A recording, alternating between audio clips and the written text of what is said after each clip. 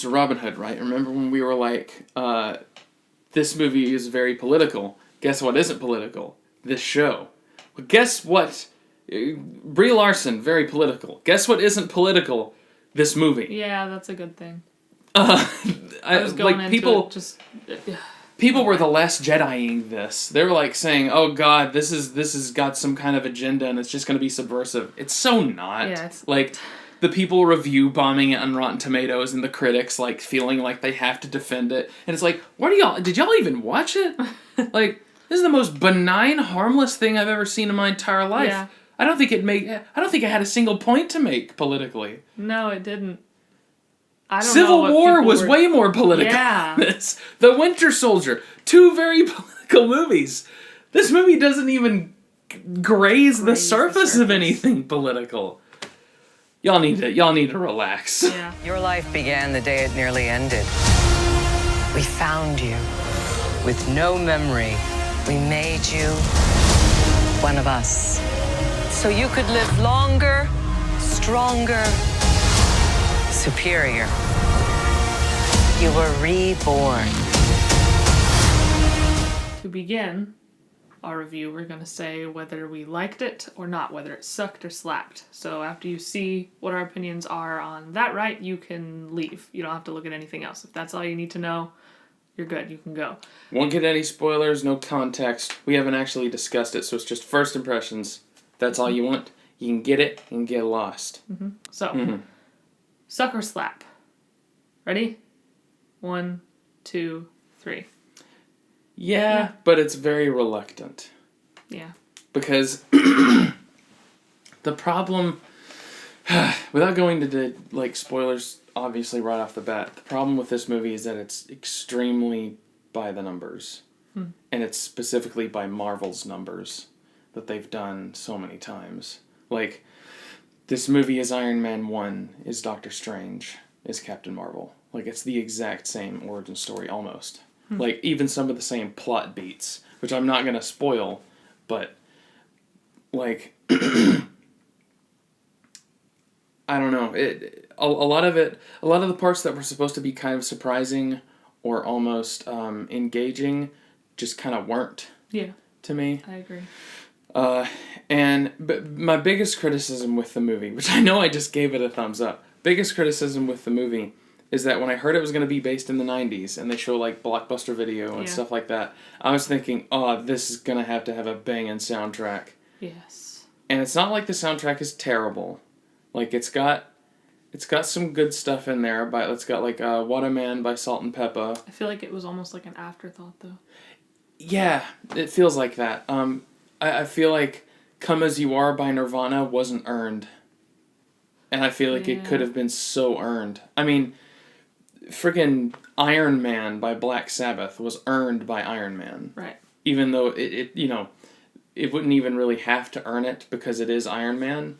They earn it at the end. Mm-hmm. You know, where it's like the ending of the movie is, the truth is, I am Iron Man. And then it goes into that song. That was awesome. Yes. That was so good. I would say, for me, I feel like a lot of the editing done in the beginning of the movie was just very grinding your teeth. Like, I felt like I was watching an old, like, TV show. Like, that level of, like... I don't know, like, some of the transitions they did for, like, flashbacks and stuff were actually getting really annoying in the beginning. Well, okay, and they went on for that's a really interesting. long time. One of my favorite parts in the movie is the way they did that flashback with the narration. Yeah. And the way he was trying to, like, reconstruct and rewind and, like, remix, and the way they did some of them where it's like... it went on, but it was like, when I first saw it, I was like, what is this? Yeah, it does kind of come after a bunch of other flashbacks we already had. Yeah. So, but it does sort of the thing where it's like, okay, here's a big flashback, we'll get these out of the way for now, before going into another big flashback, but...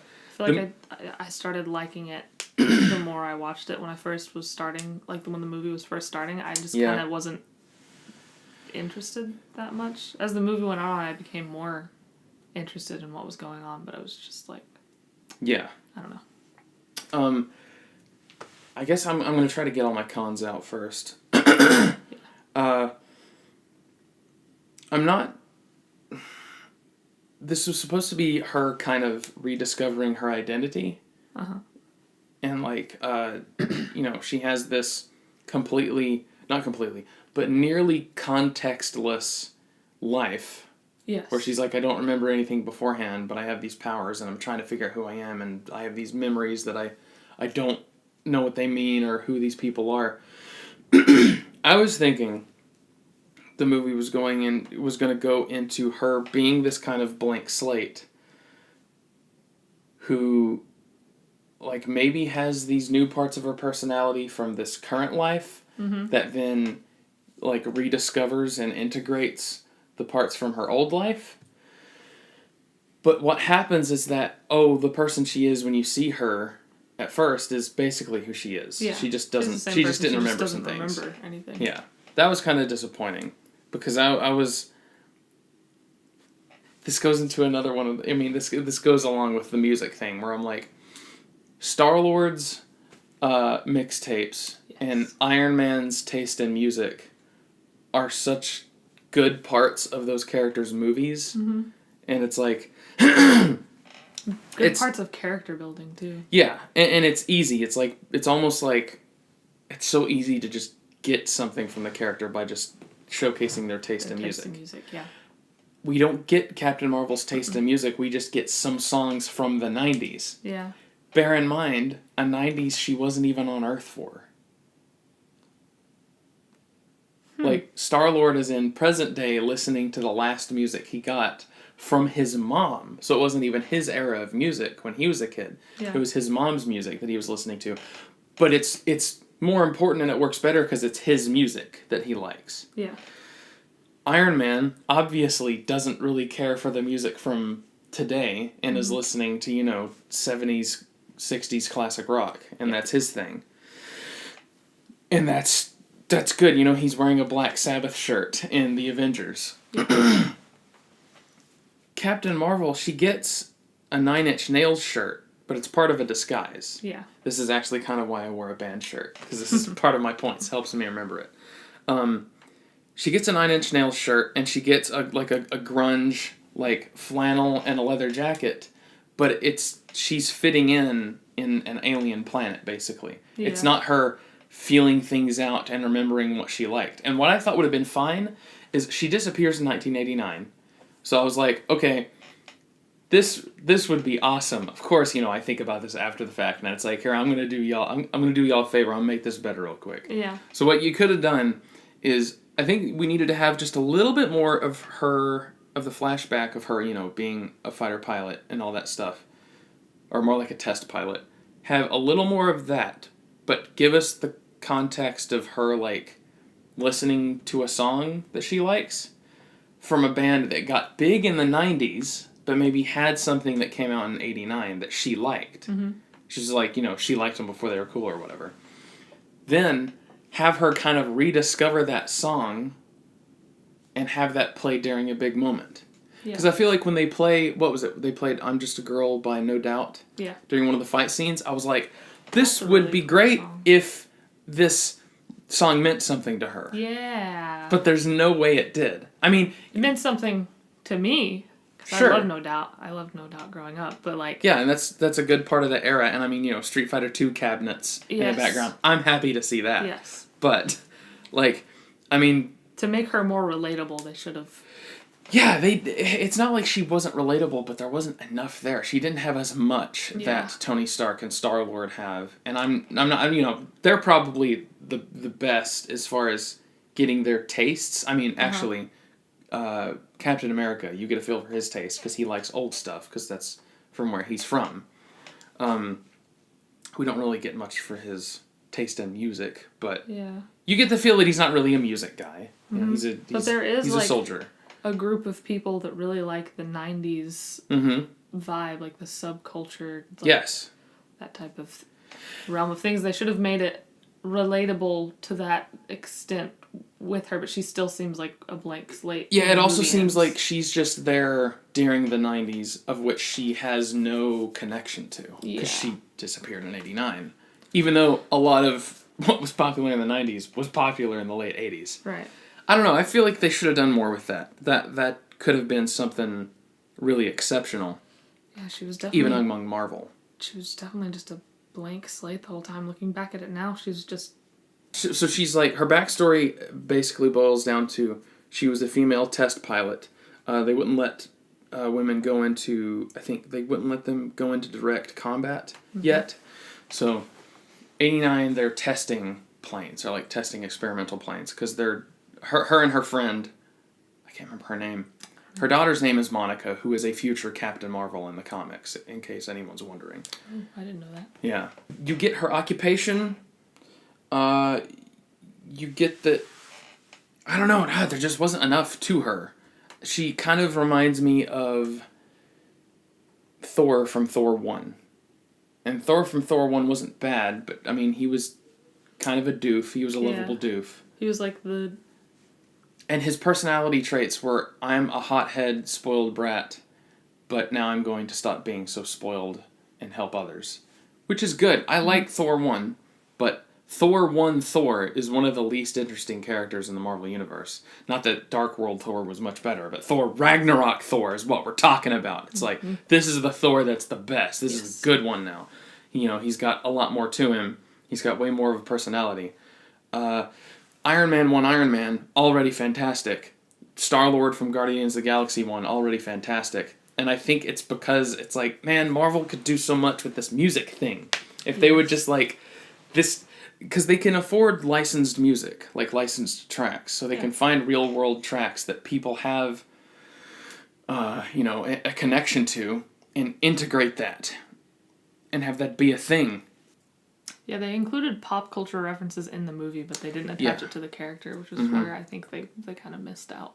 Yeah, like, I understood that reference. Yes. That was Captain America. That was a character moment, not just a pop culture reference, but a character moment. Yeah. Star-Lord referencing Kevin Bacon. That's a character moment, not just a pop culture reference. Captain Marvel's full of just pop culture references. Yeah. And Nick Fury got all the good ones because his were character moments. Let's talk about Nick Fury. I liked him in this movie. What a lovable man. Yes. We love him. He's so, like... Samuel Jackson can still be, like, young, charismatic Samuel L. Jackson, which, man... So cute. That de-aging CG is on point. Marvel is out of control. Coulson... Shame that he still had a receding hairline. Yeah. Poor so Clark sad. Gregg.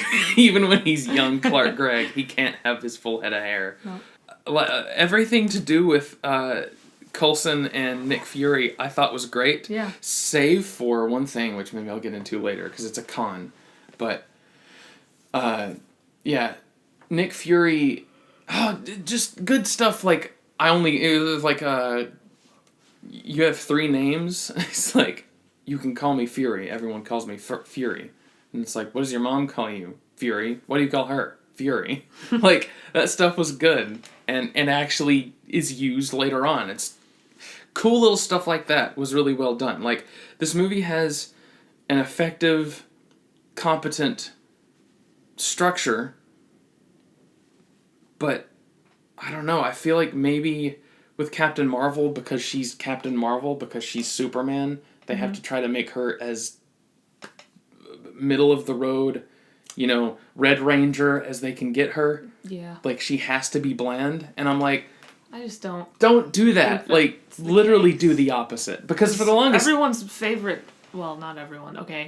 But a lot of people's favorite for a while was Iron Man because of his... He was the Red Ranger for a while, and he was, like... He had some of the best... He had the best, like, charismatic... Yeah, he was one of the most eccentric of all of them. Captain Marvel needed to be a little more eccentric. And I know that that's not comic book accurate. Like, she's a straight-laced military person. Yeah, she was in the military, and comics. then she was in the military again in the alien world. But it's not like being in the military means you don't have a personality. It's like, it makes you more disciplined, but you don't stop Captain having America a taste of isn't music. Exactly, boring. yeah. Yeah, no, he isn't boring at all. I mean, and Okay, they yeah. tried to... So Captain America being himself and having his personality quirks disproves the motivation to make Captain Marvel as vanilla and middle of the road and let's make this as blank a slate for someone to project themselves onto as we can. I don't buy that. I mean, there was Red Ranger, then there was Green Ranger. And Green Ranger became the leader because he was the more interesting and more... he was the cooler one. You know, he got the dragon instead of just the T-Rex. Dragon's way more flamboyant. You can tell they try to give her a little bit of, like, They do. rebellious, like, They do, super yes. sassy... Yes, this was good. There is stuff to her. I'm not saying she's a totally blank slate. Yeah. I'm saying she's a blank slate compared to Iron Man and Star-Lord. Yeah. Which I feel like she could have easily been right up there with had they leaned into this music thing, given her a little more backstory. Her relationship with her best friend is absolutely just her relationship with her best friend, where it's like they're best friends. They act like best friends would act. Yep. There's not much more going on there. They're just I mean, really I think warm and happy to be around each other, but there's no, like, geeking out that you want to, like, kind of yeah. get Okay, into it with this is them. this I is don't gonna know. this just jumped in my head. This is a weird reference that a lot of people aren't gonna get. But Kabanari in the Iron Fortress, when he first stops the infection, Yeah. and now he has zombie powers, and he's like, "I did it," and he goes to his friend, and he's Yeah, like, "Whoa, what happened?" And he's friend like, starts, like, "He's like, geeking I got out about it. infected, but I stopped it. That thing we were talking about, it worked." And they were like, "Whoa!" Yeah, like that was so cool, and like relatable. They didn't. I don't think they got a moment like that, and they should have. Yeah. The whole time she's with her daughter and she's being a mom, and I was like, they needed to have a moment where they were like catching up, Yeah. and like saying, "You don't remember this? Okay, well, how about this?" There was a part where it was like it seemed a little too accusatory and sad, where she was like, "You don't even remember me," and she was like about to cry, and it was like, I feel like you needed to have both. You needed to have the excited, you know, super happy to see each other and just going back into it thing, as well as the I haven't seen you in ages and we thought you were dead. Like, the emotional part. Yeah, you should have had both, because just having this one makes it a little bit of a downer. Yeah. And There was too much sap involved with the best friend. There needed to be Yeah. more, like, exciting, like, fun yeah, stuff. 'Cause there needed to friends be have more fun. snappy stuff. I mean, Yeah. Tony Stark and his limousine driver Happy have Yeah. more chemistry. Yes. Or have more friendly chemistry, I Yeah. should say. They don't seem like they have the history that Captain Marvel and this girl, who I can't remember the name of, they don't seem to have the same level of history. But I bought it more. Yeah. Not that I don't buy it, I just bought it more. This movie's a 7 out of 10 to me. I know Yes. we do the thumbs up, thumbs down, but There were a lot of missed opportunities. there's a lot of missed opportunities, and it's basically effective and gets the job done, kind of like Ant-Man did. But Ant-Man also had a little more going for it because Paul Rudd was Eccentric. eccentric, and he had his own quirks, and he was, you know, a criminal. Yeah. It was like, I'm a criminal, and they're like, I'm done being a criminal. You know, I'm done stealing things, and he's like, I need you to break into somewhere and steal things. That was a good dynamic where he's like, I'm gonna be a hero by doing a thing I'm good at, which is crime. Yep. So when you were talking about how they gave her a little bit of like sassy, rebellious, cocky, you know, and then they had like the grunge outfit, and she stole a motorcycle. When she got the outfit and she stole the motorcycle, I was like, ooh, this is going somewhere. We're getting Cool, character. yeah. She's got a personal style. But then it doesn't go far past a disguise, Yeah. which was unfortunate. It Because, was just something she pulled off a mannequin that happened to be outside. yeah, think about the Terminator. Yeah. When he steals those clothes, it was because that robot liked the clothes. It was like when he's going around the bar in the second one, looking for, it's like, okay, well, which clothes should I get? And then he finds the guy, and it's like, those are mine. It's like, give me your clothes and your motorcycle. Like, that was... If the Terminator, a stone-cold killer robot, gets to have a personal style, there's no reason Captain Marvel shouldn't have one. So, like... And by the... I mean, we got the flight jackets. So by the end of the movie, it's like, hey, a jacket is now part of my costume. What? And she's flying around... Covered in flames. Covered in flames, and I thought that was awesome. I was like, all right, spring leather jackets back. We're doing this thing. Yeah. And it's like, okay, she's a pilot. Got the aviators. We're bringing that back. I'd be so happy if we could bring that back because I already own all these things and Yeah. I'm waiting to be in fashion again. They don't quite do it. Also, they never show any details about the jacket. It's just like a brown jacket that she just puts on and then runs off. Yeah. I mean, it has the U.S. Air Force thing on the back It does? Oh, God. with her colors. Yes. Okay, I never got to see it that much in detail. See that closely. I guess, yeah. They didn't really pull that off. It was cool, though. She has at least one thing that's kind of like her thing. Yes. Still missing just a little bit. So another thing that isn't quite a spoiler. I'll take this out now. I'm done doing my bit. When she's captured and her fists are covered, and she can't use her powers, so she's having to fight regular.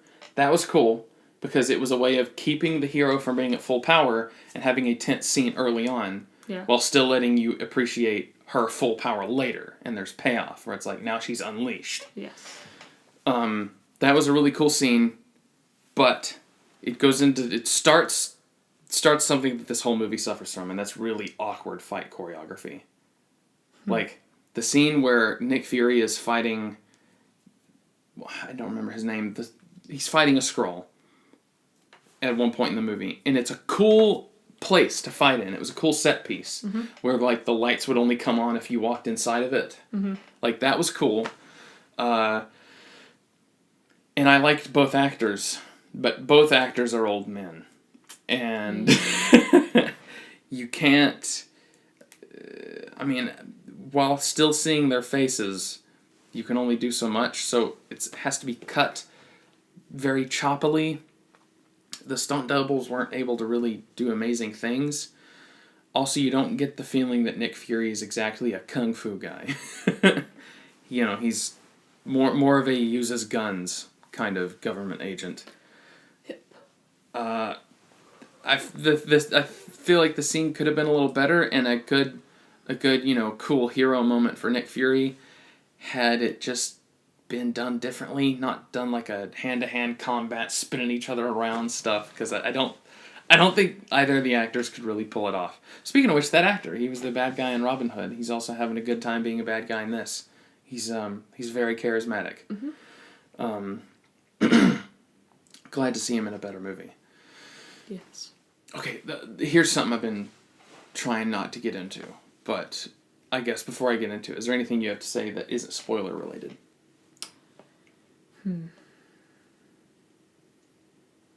Nope. I think I made my point earlier. They could have, played more into pop culture references and having them actually attached to her. Yes.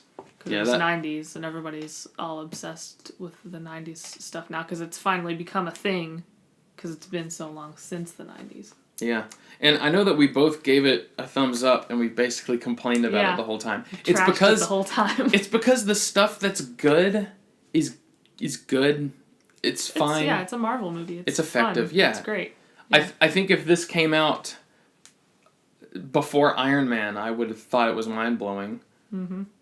But it kind of feels like Iron Man and Doctor Strange again, but with less of a specific style to go with it, which I think is, once again, like this is the Superman problem, where it's like Superman has to be just a regular old Boy Scout.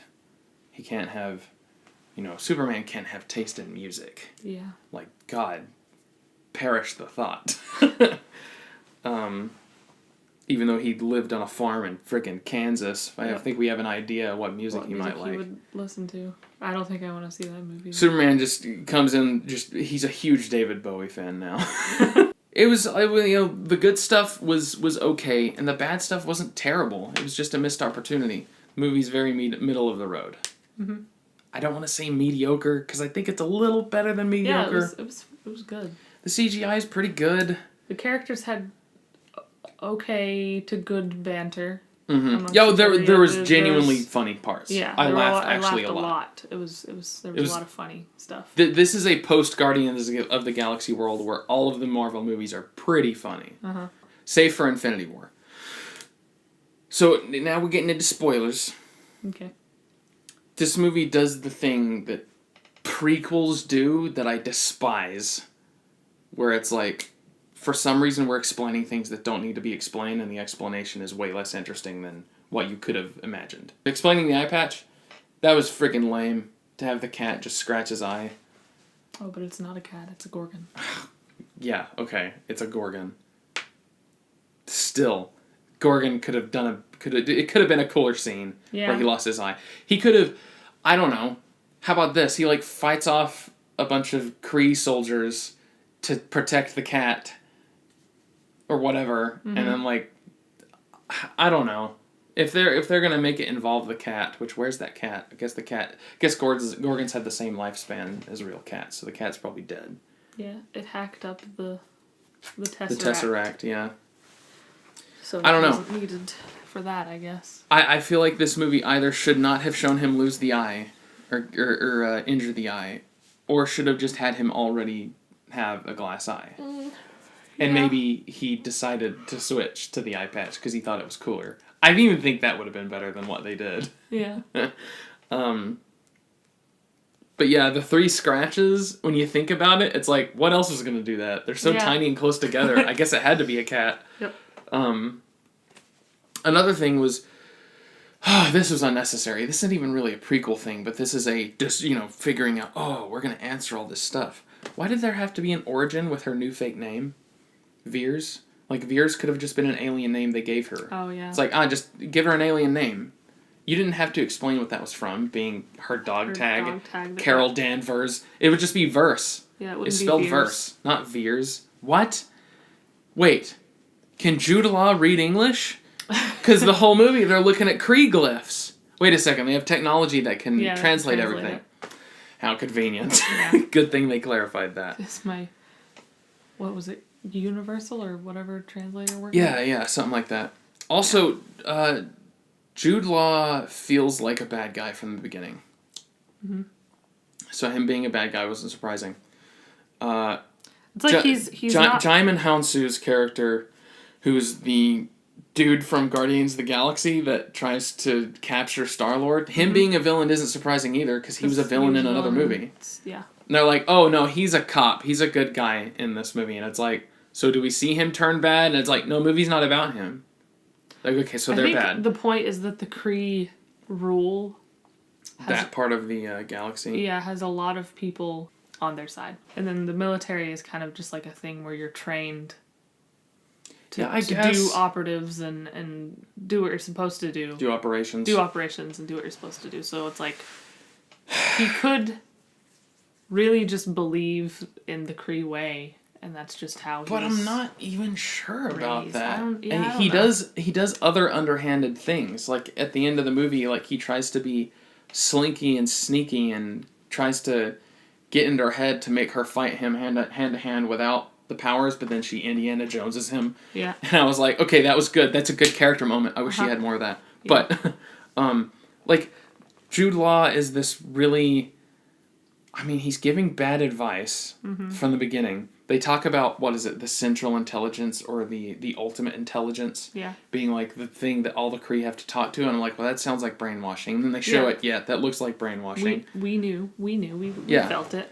It's not a twist that they're evil. And that's not to say that you don't think that Obadiah Stane from Iron Man 1 isn't evil from the start. But you didn't think the Grandmaster was evil from the start in Doctor Strange. Not that she was evil, she just did evil things. For the greater good, which is why she's the best version of that character. And why Jude Law is probably the worst version of that character. Which I don't know his name. I mean, I remember Obadiah Stane to this day. Yeah. Jeff Bridges' character. The Ironmonger. I remember his name. That's something. I think he needed to be made either more competent and more dangerous, because he wasn't really a threat at all in the end. Yeah, he was just as much of a threat as his other teammates, teammate guys. Who were weak because she had powers, and they really didn't. They had guns.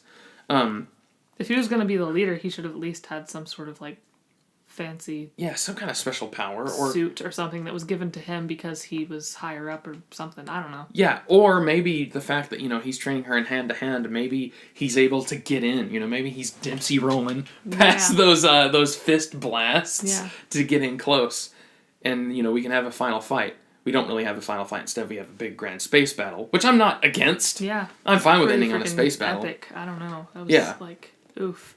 Also, the good moment, Ronan, which Ronan's in this movie.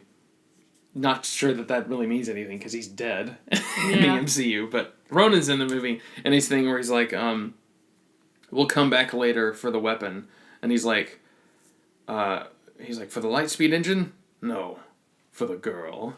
And then they start leaving, and it's like, oh, okay, here's a spoiler. I liked that she is the light speed engine. Yes. Like, That's that was really cool. That was a cool way to get your powers, because first of all, it seems really old school, where it's Yeah. like, fell into a vat of toxic waste, got bit by a radioactive spider, super high-tech light speed engine exploded near me, now I have light speed powers. Mm-hmm. Like, that was a really cool way to do that. But there's not a great villain in the movie. And I think the whole intelligence, or ultimate intelligence, I don't remember what it's called. It's kind of forgettable. But that thing should have been a bigger moment. Mm-hmm. And that's where it plays Come As You Are. That should have been a character turning point where she's able to like break the conditioning and unlock the whole truth. And having that song playing, that would have helped it along, but instead she just kind of defeats it. And how did she defeat it? I don't even remember. She tore the thing off of her neck. Oh yeah, she actually like activated her powers while she was connected. Oh yeah, they don't really explain what the neck thing is. The neck thing, I think, is the thing that connects her to the central. Yeah. Or the universe. I don't know what it is. What? Yeah, universal intelligence. Universal I think that was intelligence? it. I think you're right. I don't know. I could be wrong. If we're wrong, I don't really care. Because it wasn't a great villain. Okay, yeah, this movie was missing a great villain, and God, how many Marvel movies are missing great villains? It's seriously a problem that they need to rectify. And I know they can do better. Because Thor Ragnarok has great villains. In particular, freaking Jeff Goldblum was a great villain. Loki's a great villain. Thanos is a great villain. Yep. We know they can do Killmonger, fantastic villain. It's not fun to go back to not having good villains. Yeah. Who was the villain in Ant-Man and the Wasp? Was there even one? Oh, wait. The government? The gangsters? There wasn't really a super villain. I guess the point of that movie wasn't the super villain. There was the fast chick. But she wasn't really a villain. What about the guy that was her caretaker? Okay, she had a cool power. That's true. I had forgotten about that. The guy that was trying to cure her, though.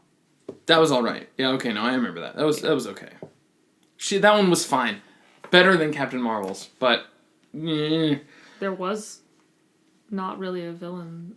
Well, I mean, there was the people, the Kree. Yeah, the The Kree Kree were basically the overarching. They were the villainous force. The villainous force. The But antagonistic force, yeah. There wasn't anyone that was like actually in her way the entire movie. It was just her discovering herself. She needed to have a Virgil to fight. Yeah. She needed to have... Yeah. She needed to have someone... And I think Jude Law could have been that character. Or maybe the sniper chick could have been that character. Because they could have had good banter. They had good, hateful chemistry. Yeah. Where it was like, so you knew all along? Yeah. But I just didn't like you. Yeah. I just hate you. It's like, I just didn't like you from the start. Mm-hmm. Wasn't even trying. Yeah, they needed... There needed to be something like... I mean, Killmonger is just evil Black Panther. And they do that all the time. Ironmonger is evil Iron Man. Loki is more interesting than evil Thor. But Malekith was evil Thor in Thor Dark World, and that was bland. That being said, evil Captain Marvel, for Captain Marvel to fight, maybe not even just that, just someone close to her power level would have been cool. Yeah. Missed opportunities, but not a disaster. Yeah. And it makes me more excited for Endgame. Yes. Just because I almost like the implication of the end of this movie more than the movie itself. Where it's like, Captain Marvel had to leave and go destroy the entire Kree Empire before showing back up to be like, what happened down here? Yeah. Like, I was off spending the last, 25, 30 years absolutely decimating, like, the rest of an evil race. The rest of an evil faction. Mm-hmm. Because the Kree don't really show up much later. I mean, the Kree are in Agents of S.H.I.E.L.D., but they're nowhere near as big of an operation. They were kind of in, well, they're in Guardians of the Galaxy. Yeah, Ronan was a Kree, but he was almost like a former Kree. Like, he was no longer part of it. He was doing his own thing. He had a Kree warship, but... Kind of under... he was working for Thanos. Thanos. And you could tell that he was probably no longer a target for Captain Marvel. Yeah. Another implication. Remember in Return of the King, Lord of the Rings Return of the King, where they go to get the Ghost Army. Mm-hmm. What I think would be sick is, how Loki went and got the Chitauri warriors to go attack Earth in the first Avengers? Mm-hmm. I think it would be cool if Captain Marvel doesn't show up alone, but shows up with an army of Skrull. That would be super That cool. would be sick. I don't know if that's going to happen, but ooh, that would be so cool. Especially if we're doing the shape-shifting Skrull who can steal powers as well. Yes. Like Super Skrull. Anyway, well, yeah. It was pretty good. Obviously, if you've been watching the MCU, you need to go see it. Like, just you have to go see it. But another good thing is I think this movie actually is one of the best movies to watch on its own because it feels very self-contained. Even though the stuff with Nick Fury's eye and S.H.I.E.L.D. being created and the Avengers Initiative, like, that stuff is there, but it doesn't feel like you had to have seen other movies to enjoy it. Yeah. They're little winky Easter egg nods. You're like, hey, look at that. Yeah, if you haven't seen the other ones, this could be... Yeah, it could be fine. Could be fine. Very decent starting point. However, Iron Man 1's still the best starting point, so you might as well start there, and it's a better movie.